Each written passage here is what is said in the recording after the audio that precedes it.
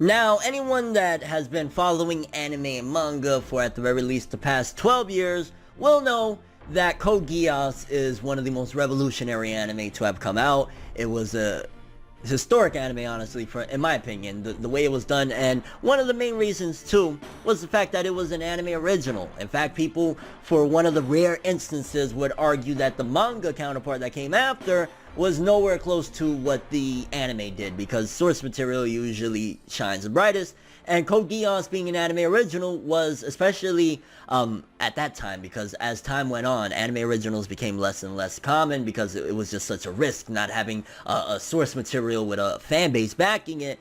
So Code Geass was kind of like, you know, it was a risk, and they did 50 episodes, and thankfully it paid off, and it was, you know, a legendary series, amazing ending, and the fact that they're bringing it back is a testament to how powerful of a story it is, and how popular and successful it was, and still is to this day. Now we got an article from somebody that worked on it, and it's honestly depressing, and you'll see what I mean, a conundrum of depressing, when you read this article and realize that how many great ideas are we missing out on, and how just the way the landscape has changed for anime and manga, but especially anime in particular for this video, that we will be missing out on a lot of great stuff because the industry has changed so much. And on top of that, a quote that the guy that worked on Code Geass said is, "I wouldn't be allowed to make something like Code Geass nowadays."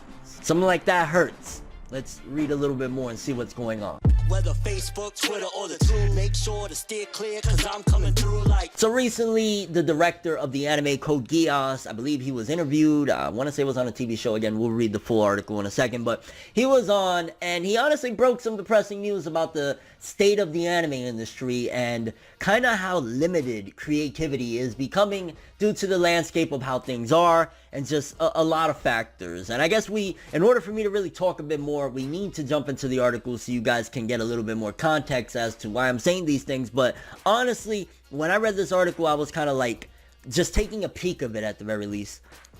This is bad.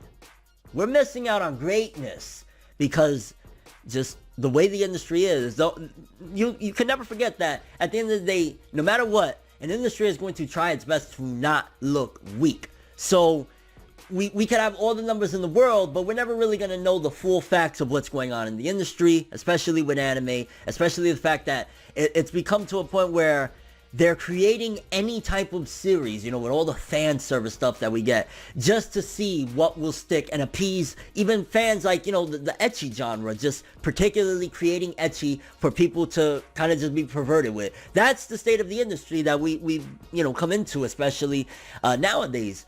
And then getting an article like this is like, man, it really reminds me, we had some great stuff in the past, and we will still have to, you know, we'll still in due time get more great stuff, but we could be missing out. Let's read, and again, I'll talk some more. Director Goro Taniguchi on TV anime trends. I wouldn't be allowed to make something like Code Geass nowadays. Code Geass director Goro Taniguchi appeared as a guest on cultural critic Tsunehiro Uno's online program Hangout Plus on March 11th. Taniguchi was asked what he thought about the current anime industry trends. He shared his perspective that the TV anime now leans more towards everyday slice of life content, and that a series with the quote-unquote depressing developments like Code Geass is much harder to greenlight nowadays compared to 10 years ago. Let's stop right there real quick. Depressing developments. Yeah, don't get me wrong.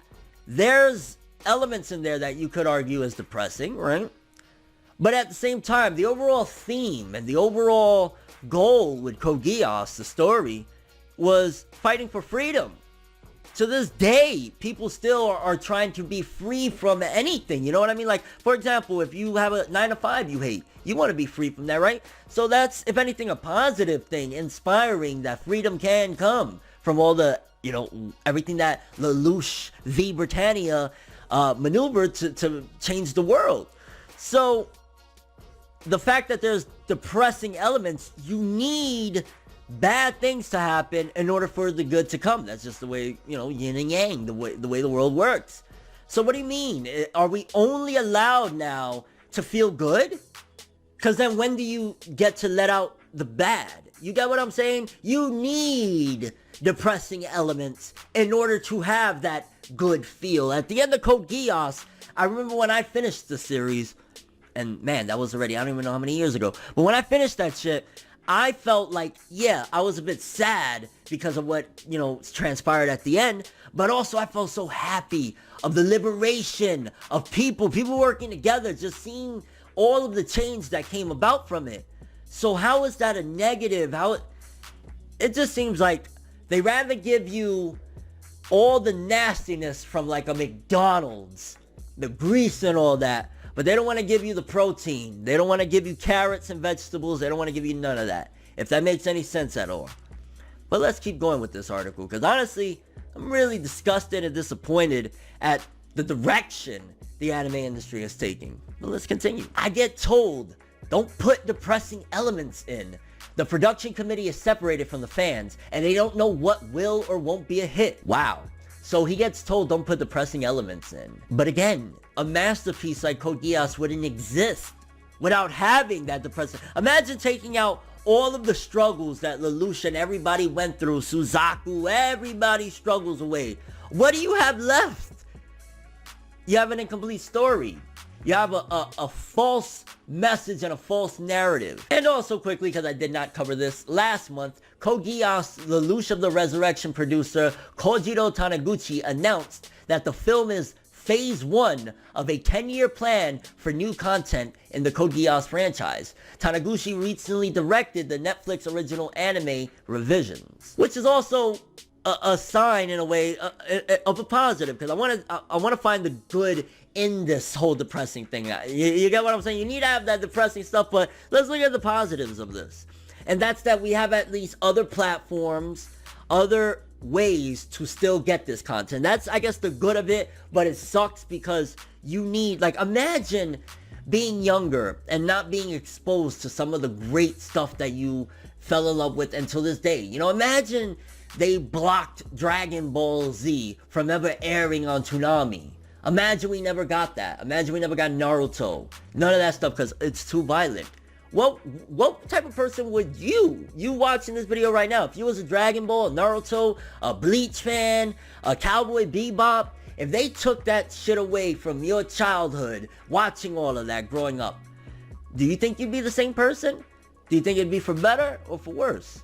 This is all thought-provoking things because we don't really know what type of person would be. But I'd imagine from mine, and I'm going to speak on my behalf, if I didn't have the valuable lessons I got in a series like Yu-Gi-Oh! If I didn't have the inspiration to keep going despite, constantly taking L's from Pokemon with Ash, or trying to unravel mysteries, again, going back to Yu-Gi-Oh! If I didn't have those things, if I didn't have Goku versus Frieza to inspire me to overcome all odds, I don't know if I'd be as good of a person. I'm not saying that, I'm not putting myself on a pedestal, but I know the good stuff within me, the positive that I want to spread, I know that probably wouldn't exist, or it wouldn't be in the same, or at the same level and magnitude if you take away those things that I love.